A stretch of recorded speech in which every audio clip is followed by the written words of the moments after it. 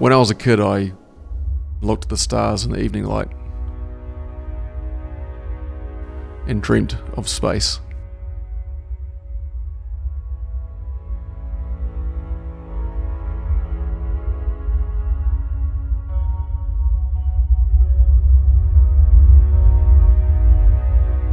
I dreamt of coming here and mining gold to find our way in the world.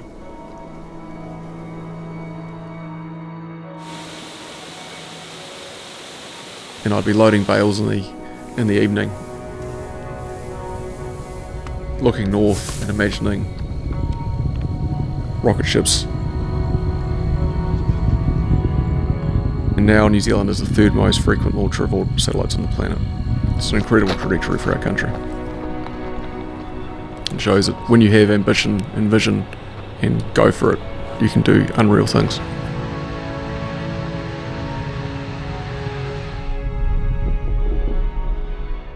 This is the ambition we need in Southland.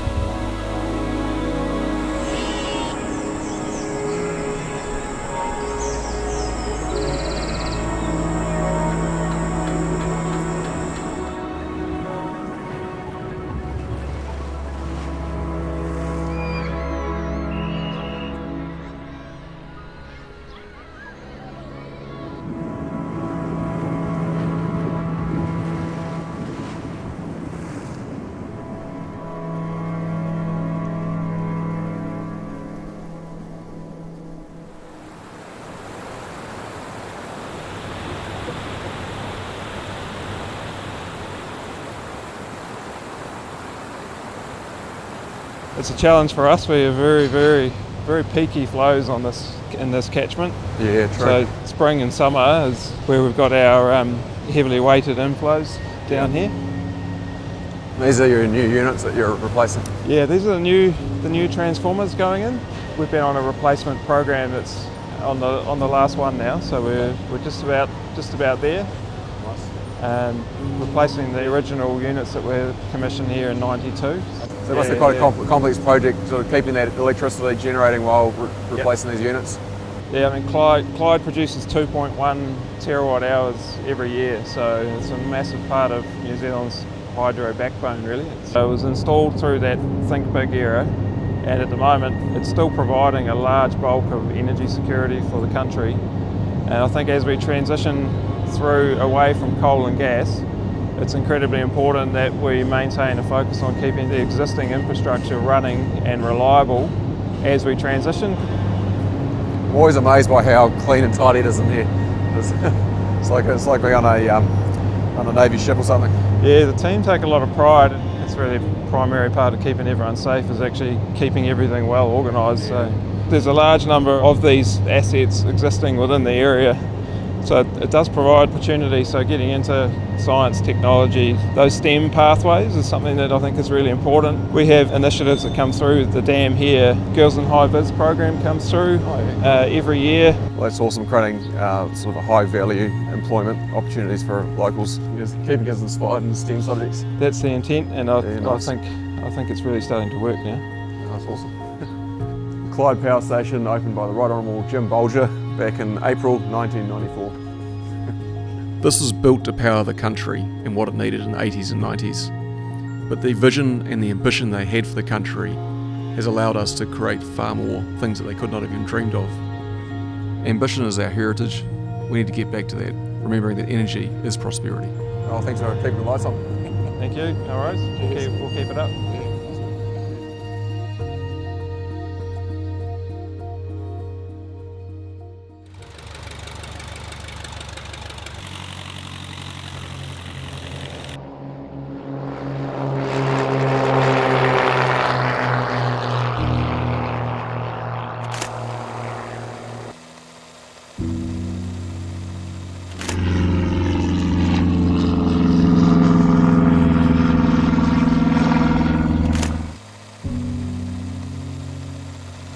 It's amazing how many people look at that photo. Sure, yeah, it caught their attention.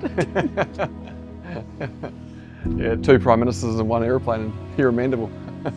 But this is an incredible collection of different aircraft that you got here, sort of reflecting both, I guess, Southland and New Zealand's history of aviation. Well, and especially in New Zealand's history. True. When you think of ADI, the orange one there, Yeah. being Air New Zealand's the first commercial airplane in New Zealand.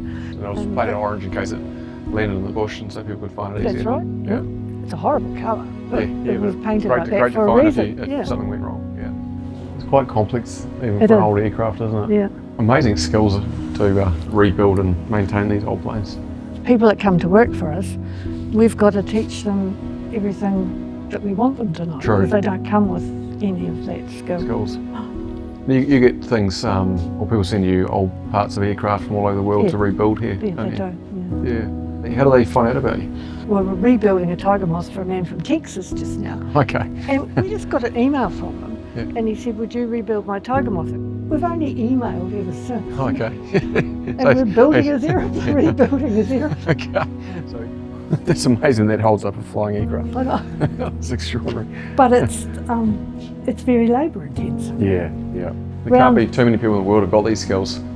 When it comes to the young people or getting people to work, they've got to have patience and they've got to be prepared to work with their hands. This is an example of a connection between the past and the future, isn't it? It's creating present opportunities for people, Yes. creating opportunity for people to fly in craft like this in the future. It's doing two things. It's creating a business model, but it's also creating a tourism. And actually the tourists get quite a lot out of this. And a lot of this work goes overseas, so it's actually export. The export things. dollars, yeah. Old things like this still seem to fascinate people. So Fascinates me. I love it.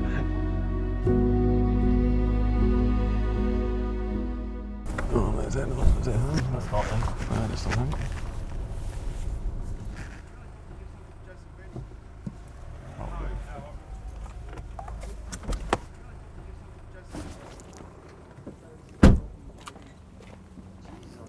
Oh. Oh, yeah. I've met you before. Sweet.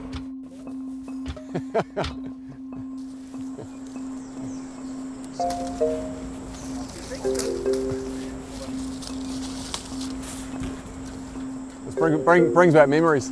these are nice apples. I mean, these apples, beautiful apples, are just picking here. And how many years have these been grown here? These trees are probably 30-year-old. These are raw gala, strains Brookfield. So they're grown for their colour to an extent. Raw gala are probably our first variety we pick. And we'll start picking those in another week. That's an awesome flavour. Yeah. Beautiful. That's why we won one of the lowest unemployment rates in the country here, don't we? Yeah, there is opportunities all through our industry for people. There's no shortage of roles, from marketing to tech work to basically the picking and the tree husbandry. Yeah. So, New Zealand farmers are the world's most efficient and most productive, and people might wonder why.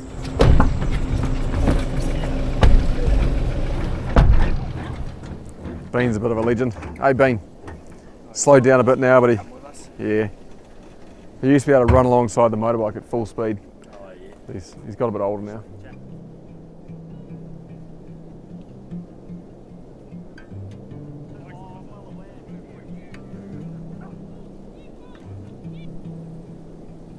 What you're saying before on the truck is quite amazing. We've dropped from 70 million sheep in New Zealand when I was a kid down to 20 odd million now, and getting the same production. Yeah, we're selling the same amount of kilos overseas, which is absolutely incredible. It's amazing. And that's it has the future. that has less impact on the environment, both in those individual animals, but also... We're doing it on a lot less land too. We used Yeah. to just farm more land, and we're farming less land, being more productive. So it's really targeting those different areas. But by being so productive on my best areas of my farm, lets me retire the poorer areas, and it lets me not fertilise those beautiful hill faces.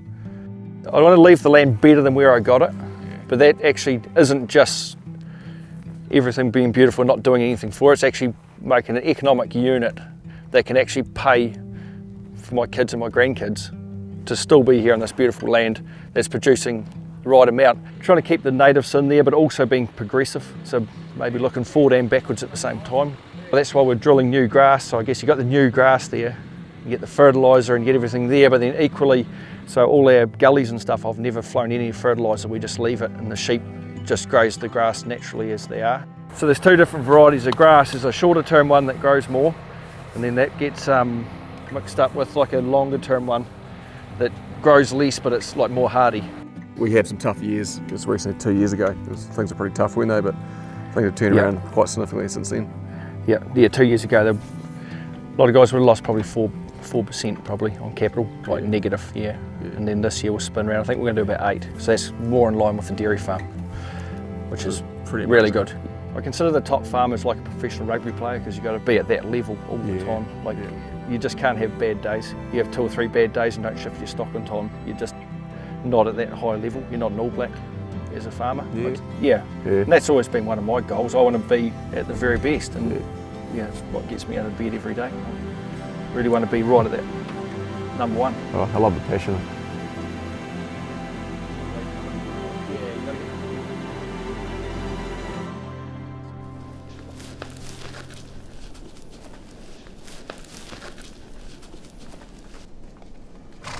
For a farmer, their farm is not just their business, it's their home, and it's often a home that is passed down through multiple generations. New Zealand is one of the only places in the world that doesn't subsidise its farmers. As a result, we have the most efficient, innovative farmers on the planet. They're also New Zealand's greatest environmentalists who genuinely care for their land, their water and their animals in a way no one else can.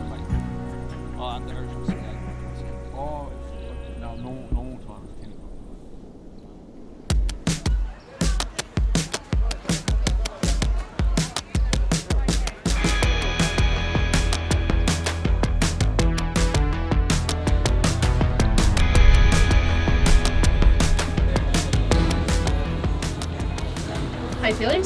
Yeah, good. Your first time? I think I'm in my 4th time off this bridge. Queenstown is rightly known as the adventure capital of the world, and that's because innovative Kiwis dared to do something new right here. Tourism's been a great part of this region for a long time, and then we came along and AJ and I started jumping off there 38 years ago, 1988, and it attracted a lot of attention from all places around the world. We were able to use bungee as a model really. We made danger safe, I suppose if you want to look at it that way. We analysed the risks and we made a system which was safe and repeatable, and then we invited people to come along and throw themselves off the bridge. All right, here we go. On my countdown, in 5, 4, 3, 2, 1.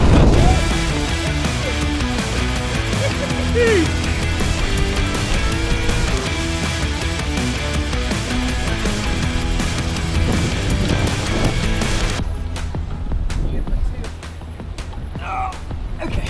Alright, we're gonna get a picture together up top, this way. Did you bungee jump? Yeah, I did. Yeah. Have you done it? No. 1, 2, 3, 4, 5. 1, 2, 3, 4, 5. Yeah, 5. All right, so what does it take to become a pilot of one of these things? I used to be a bus driver. Oh, gee.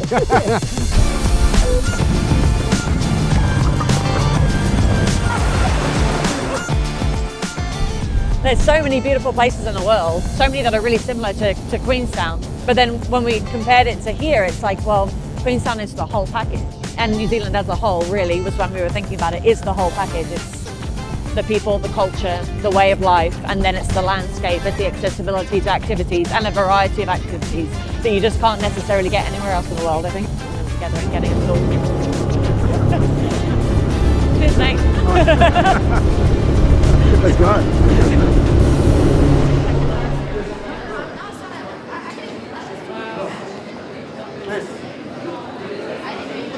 This is my father, Phil. Joseph Mooney. Southland MP. Yep, nice to see you.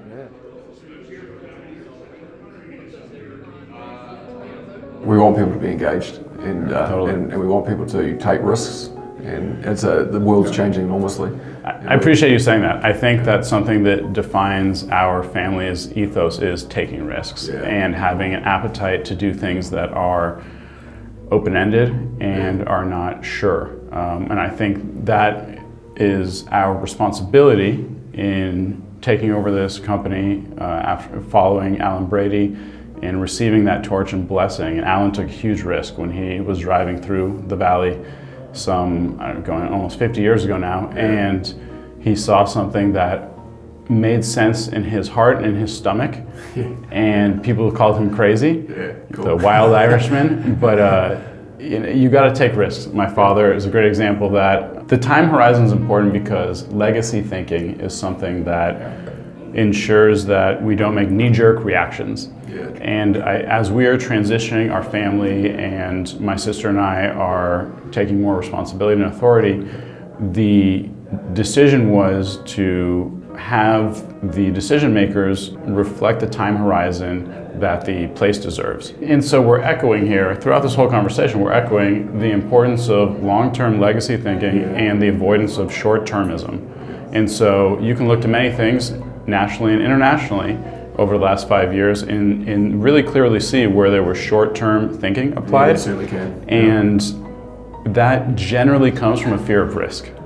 And, absolutely. Yep. You know, and a fear of the future, really, isn't it? So a fear of the future. Having a belief in the future, having the spirit of innovation, the spirit of risk-taking. A belief in ourselves. And, yeah, absolutely. Yeah, 100%. Cheers to the here.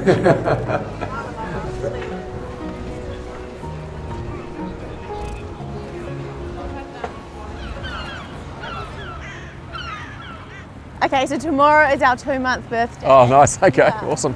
Doing something where people are able to socialise and interact with nature without alcohol involved, and it just being a really cool place to connect. It's just exciting to see how much people come alive in this space. It's kind of like, you know, for so long we've used alcohol as a way to sort of get ourselves into a place where we feel like we can be social. Here you just jump into the ice bath, and I joke that it's actually a literal icebreaker. Like getting into the ice is like, that is the icebreaker. Because everyone goes, starts in the sauna, they're all like quiet and timid, then they come out and then they just have to talk when they come out. Tourism isn't just a view, it's an engine. It's the energy that allows us to invest in our heritage and protect our future. We will create New Zealand's first Minister for Space. This new ministerial portfolio is a signal of commitment to the aerospace industry, including space and advanced aviation. We're building a world where our kids don't have to leave the region to lead it. We want them looking at the same stars our ancestors saw, but seeing not just a dream, but a career. To inspire more interest in space in young students, we will establish the Prime Minister's Aerospace Prize. This will be an annual award to a top school student for aerospace or aerospace-related subjects.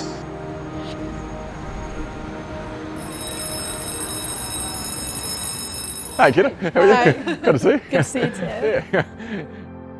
People would love their kids to come back to Queenstown and gone away and study or go and do some world travelling and whatnot. And what do you think would be some of the things that could be improved to ensure they do come back? Sort of the cost of rent, I think, is what sets a lot of people away, is they want to be here, but the entry-level jobs will not be enough to support them. I think as much as they'd love to be here, it's like not financially viable. But if they can, I know they do come back, and they want to come back. I saw your speech in the House, Ankita. That's the energy we need. How do we make sure your generation sees their future right here in the South?